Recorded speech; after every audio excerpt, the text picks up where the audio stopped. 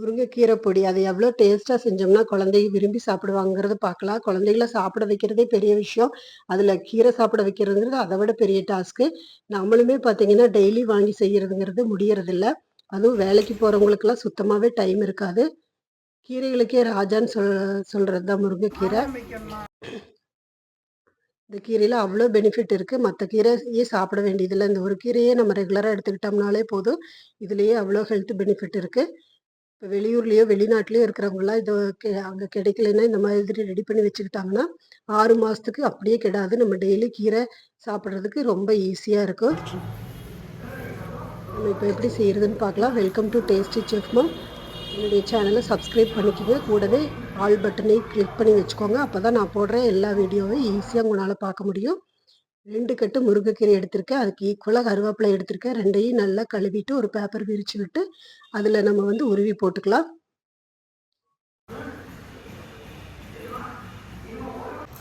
பார்த்தீங்கன்னா, நான் ஒரு 1/4 மணி நேரத்திலேயே நான் செஞ்சு முடிச்சுட்டேன். இது கீரை வந்து மழை பெஞ்சதுனால ரொம்ப சுத்தமா இருந்துச்சு. அதனால எடுக்கிறது ரொம்ப ஈஸியா இருந்துச்சு. இது நம்ம 1, 2ஆ எடுத்து போட்டாலே போதும். காயும்போது மிச்சம் இருக்கிறது வந்துரும். இப்போ 2யும் நம்ம கலந்து விட்டுட்டு, ஃபேன் காத்துல ஒரு நாள் ஃபுல்லா வச்சிரலாம். அது அப்படியே தண்ணியெல்லாம் ஈரப்பதமெல்லாம் போயிரும். உங்களுக்கு வெயில் இருந்ததுன்னா கூட நம்ம வெயில்ல கூட ஒரு நாள் வச்சு எடுத்துக்கலாம்.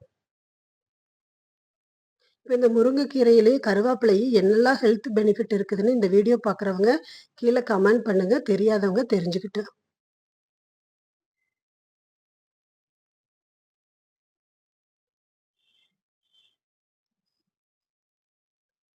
அவ்வளோதான். ஒரு நாள் ஃபுல்லா காஞ்சதுல பார்த்தீங்கன்னா, இந்த அளவுக்கு இருக்கு. நம்ம இத வந்து மறுபடியும் நம்ம ஹீட் பண்ணி எடுத்துக்கலாம்.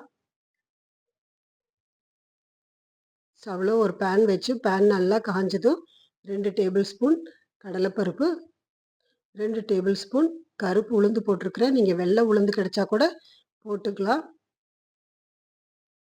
ஸ்டவ்வ வந்து லோ ஃப்ளேம்ல வச்சுட்டு நம்ம லைட்டா ஹீட் ஆகுற வரைக்கும் வறுத்து விட்டுக்கலாம்.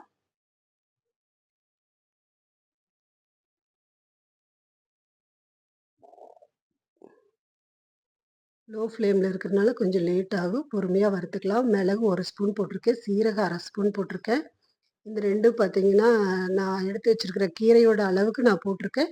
நீங்களும் வந்து கொஞ்சம் அதிகமா எடுக்கிறதா இருந்ததுன்னா, அதுக்கு தகுந்த மாதிரி அளவு மாத்தி போட்டுக்கோங்க. உங்களுக்கு கீரையெல்லாம் நெறைய கிடைக்குது அப்படின்னா, அந்த மாதிரி டைம்ல நீங்க கொஞ்சம் சேர்த்தியே செஞ்சு வச்சுட்டோம்னா, நம்மளுக்கு ரொம்ப ஈஸியா இருக்கும். குழந்தைகள்லாம் பார்த்தீங்கன்னா, சின்ன குழந்தைகள்லாம் கீரை சாப்பிட ரொம்ப கஷ்டப்படுவாங்க. அப்போலாம் நம்ம பிரெட்லயும், ஜாம்லயும் கலந்து பட்டர்லலாம் கலந்து நம்ம தடவி பிரெட்ல தடவி குடுத்தோம்னா, ஈஸியா சாப்பிட்டுருவாங்க. 4 வரமிளகா போட்டிருக்கேன். 2 டேபிள் ஸ்பூன் வேர்க்கடலை போட்டிருக்கேன். 2 டேபிள் ஸ்பூன் முந்திரி போட்டிருக்கேன். 2 டேபிள் ஸ்பூன் வெள்ளை எள்ளு போட்டிருக்கேன். நீங்க கருப்பு எள்ளு கிடைச்சா கூட போட்டுக்கலாம். இது நல்லா வறுத்து விட்டுக்கலாம்.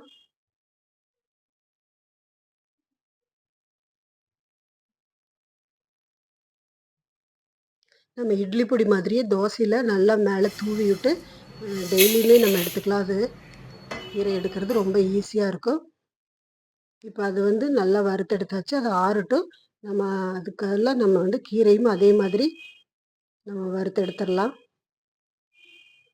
நான் 2 பேட்சா போட்டு வறுத்துருக்கேன். நீங்களும் அதே மாதிரி செய்யுங்க. அப்பதான் வந்து கீழலாம் சிந்தாம ஹீட் வந்து எல்லா பக்கமும் பரவும்.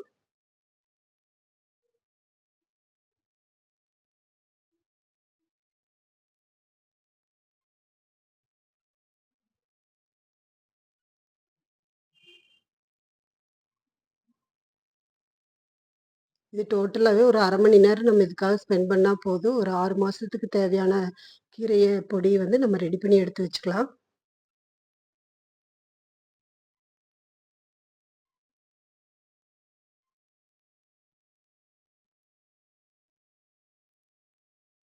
அவ்வளோதான் எல்லாமே ரெடி ஆயிடுச்சு. நம்ம வந்து இது இப்ப வந்து 2 தடவ மிக்ஸியில போட்டு அரைச்சு எடுத்துக்கலாம். தேவையான அளவு உப்பு போட்டு அரைச்சுக்கோங்க. முருங்கைக்கீரை பொடி சூப்பரா ரெடி ஆயிடுச்சு. நீங்களும் இதே மெத்தட்ல செஞ்சு பாருங்க. இந்த வீடியோ பிடிச்சிருந்ததுன்னா, சப்ஸ்கிரைப் பண்ணுங்க. உங்க ஃப்ரெண்ட்ஸ்க்குலாம்